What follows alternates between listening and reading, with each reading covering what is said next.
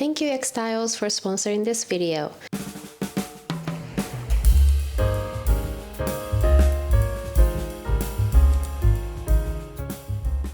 Japanese people are known to have a strong discipline, which is crucial when it comes to high productivity. So today, I'm going to share simple, healthy Japanese habits that can boost your productivity.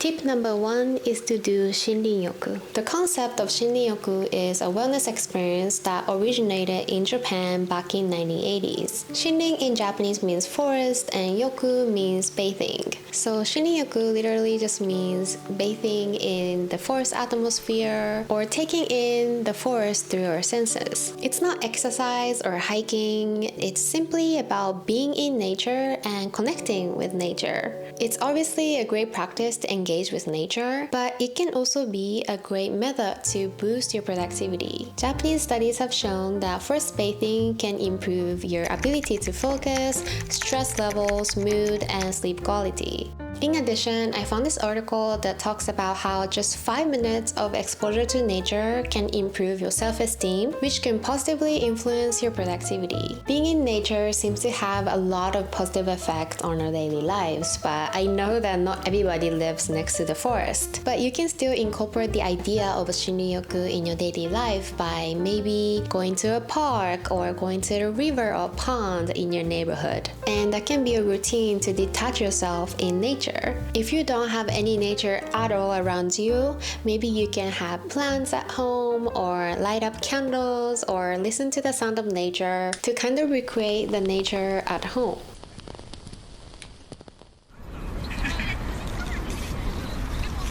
Tip number 2 is to improve your self-esteem. According to Taishu Kawano, who is a psychiatrist and Zen monk in Japan, Buddhism and Temple is a place that allows you to be who you are and practice self-compassion, and it can be a great way to improve your self-esteem. You might think self-esteem has nothing to do with productivity, but according to studies, there is positive correlation between self-esteem and productivity. High self-esteem can help you deal with stress, anxiety, and depression, which can improve your overall performance. It can also improve your efficiency, productivity, and the quality of your work. When your self-esteem is low, it becomes harder for you to resist stress. You stop listening to your body and you stop taking care of yourself. And you might even start developing unhealthy, toxic habits. To break your bad habits and improve your self-esteem, you can try this interesting tip that he suggested. It's called an intervention bracelet, and all you have to do is to wear something on your arm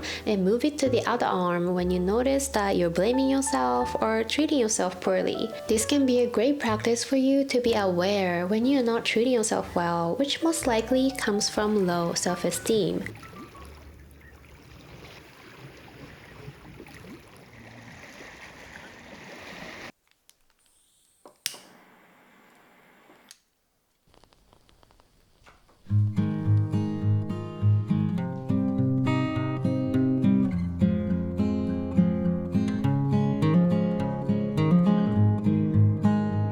Tip number 3 is to practice single tasking. According to Taishu Kawano, psychiatrist and Zen monk, mindfulness is based on Buddhism practice, and it's all about focusing on one thing at the present moment, which is a great way to practice single tasking. Unfortunately, we live in the world full of multitasking, and sometimes we're not even aware of it. So why is multitasking so bad, and why is it lowering your productivity? When you're working on 2 things at the same time, your brain is constantly switching back and forth between the tasks. The extra time it takes for your brain to switch adds up, which can make the whole process slower. On top of that, multitasking can make you become worse at those tasks because switching tasks require brain power and it really tires your brain. So basically, multitasking might be lowering the quality of your work and efficiency as well. And that is why single tasking or focusing on one thing at a time has become more important than ever. But here's the problem.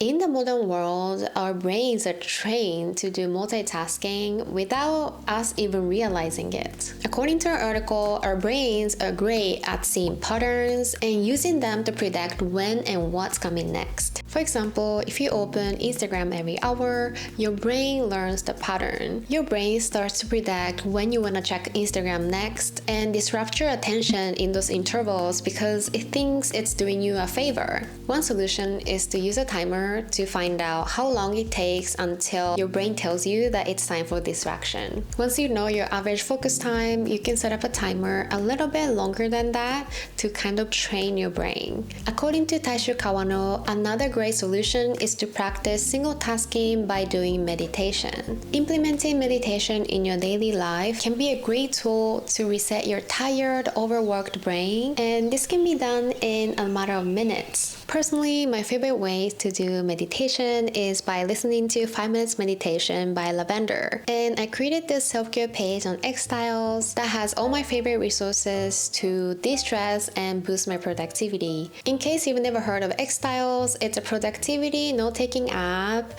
that is like if Pinterest and Notion had a baby. You can create an all-in-one workspace and you can organize your information in both visual ways and structured ways. I do use Notion as well, and I would say in comparison, it was so much easier for me to learn how to use xTiles because it's more simple and I would say it's more visual focused. I want to say I'm a visual thinker, or at least that's what I would like to think.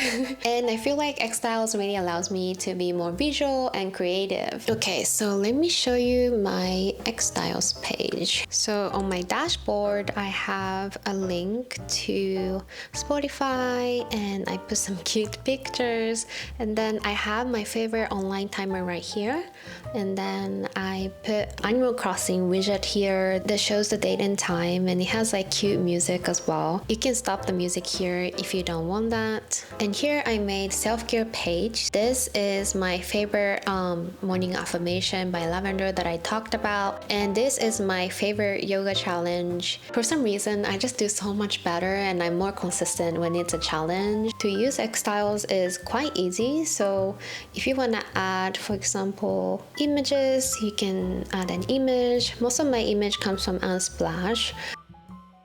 You can also add notes, and you can also add a widget or YouTube videos.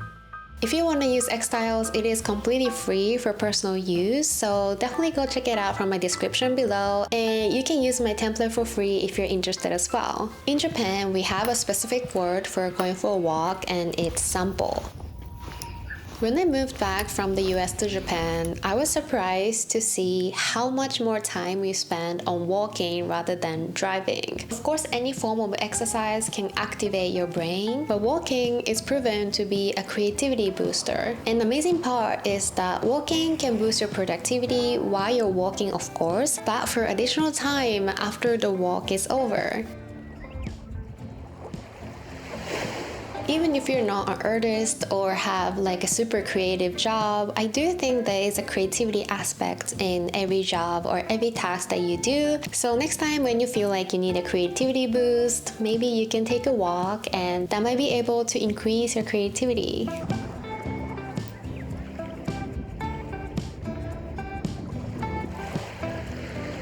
So clear.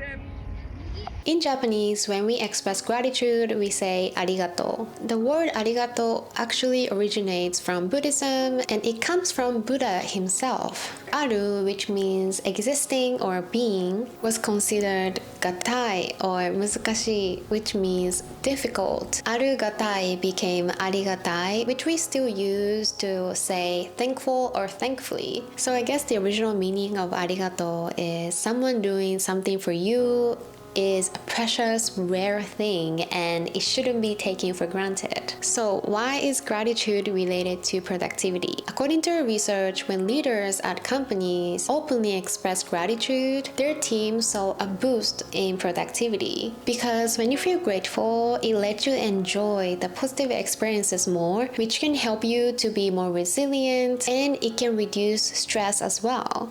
But here's the problem. According to a study, work is a place where people are least likely to express and experience gratitude. So maybe when you're joining online meeting or going to the office next time, maybe you can express gratitude more often. That can make your coworkers' day and that can potentially boost the team's productivity as well. Research shows that recording what you're grateful for on a regular basis helps you to experience greater satisfaction in all areas of your lives. And one of my favorite ways to do that is to do a quick evening journal before I go to bed. I have talked about this in this channel before, so I don't want to bore you out, but all I do is I write down 5 things that I found grateful for today before going to bed. It's a great way for me to put myself back on track whenever I feel extra stressed or extra tired. I hope this video was informative and helpful, and thank you again xTiles for sponsoring this video.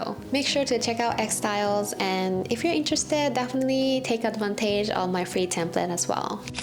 This was actually a take 2. So yesterday it was so windy and rainy. It was like a storm, but I didn't want to ruin my day, so I went out and shot some B-rolls, and after that I decided to take A-rolls like this, and I looked horrible. I looked like I just survived the storm, which I did. So this is take 2. I hope this time it turned out okay.